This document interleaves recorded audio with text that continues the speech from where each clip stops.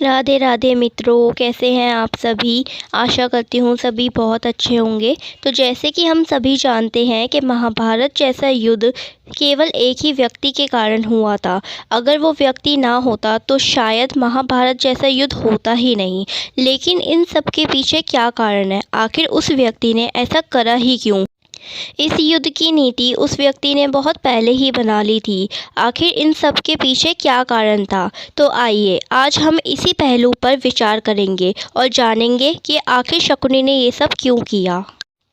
इस किस्से की शुरुआत होती है जब गांधार की राजकुमारी गांधारी के लिए धृतराष्ट्र का रिश्ता आता है। यह रिश्ता स्वयं पितामह भीष्म लेके आते हैं, किंतु धृतराष्ट्र के अंधेपन के कारण गांधार नरेश को यह रिश्ता पसंद नहीं आता, पर वह पितामह भीष्म के डर के कारण उनसे कुछ भी कहने से भयभीत थे।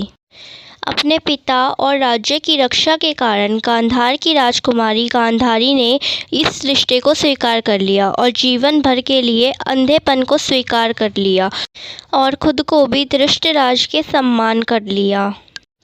और शकुनी के मन में उसी वक्त ईर्ष्या की भावना उत्पन्न हो गई, किंतु यह ईर्ष्या की भावना बदले में तब बदली जब पितामह भीष्म को इस बात का पता चला कि गांधार की राजकुमारी गांधारी एक मांगलिक है और धृतराष्ट्र के विवाह से पहले उनका विवाह एक बकरे से किया गया और फिर उस बकरे की बलि दे दी गई। यह बात पितामह भीष्म को नहीं बताई गई, जिसके बाद क्रोध में आकर पितामह भीष्म ने गांधार नरेश के पूरे कुटुंब को खाने के लिए आमंत्रित किया और उन सभी को बुलाकर जेल खाने में बंद कर दिया और डेली खाने के लिए उन्हें केवल एक मुट्ठी चावल दिया करते थे।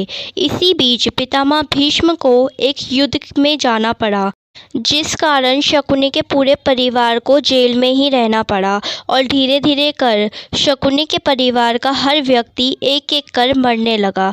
तब शकुनी के पिता ने यह निश्चय किया कि अगर यह एक मुट्ठी चावल हम सभी खाएंगे तो हम में से कोई जीवित नहीं रहेगा, किंतु ये एक मुट्ठी चावल हम किसी एक व्यक्ति को दे दे तो वह हमारे वंश का एक व्यक्ति तो जीवित रहेगा ही, जिस कारण वह शकुनी को यह चावल देते हैं। धीरे धीरे कर शकुनी के प्रत्येक भाई मौत के घाट उतर चुके होते हैं। गांधार नरेश के केवल एक ही पुत्र जीवित होता है, वो है शकुनी। जब गांधार नरेश का अंतिम दिवस था, उस समय वह शकुनी को अपने पास बुलाते हैं और उनके शरीर में जितना भी बल होता है उस पूरी ताकत के साथ वो शकुनी के घुटने में मारते हैं, जिससे उसका घुटना टूट जाता है और उससे कहते हैं कि तुम यहाँ से निकलते ही सब कुछ भूल जाओगे। ये टूटा घुटना तुम्हें हमेशा याद दिलाएगा हमारे प्रतिशोध की, और मेरी मृत्यु के पश्चात मेरी रीढ़ की हड्डी से 2 पासे बनवाना। वो पासे तुम्हारी हमेशा सहायता करेंगे। तुम्हें चौसर खेलना बहुत पसंद है ना, तो वह तुम्हारी हमेशा मदद करेंगे। तुम जैसा कहोगे वो वैसा करेंगे, तुम्हारे इशारों पे चलेंगे।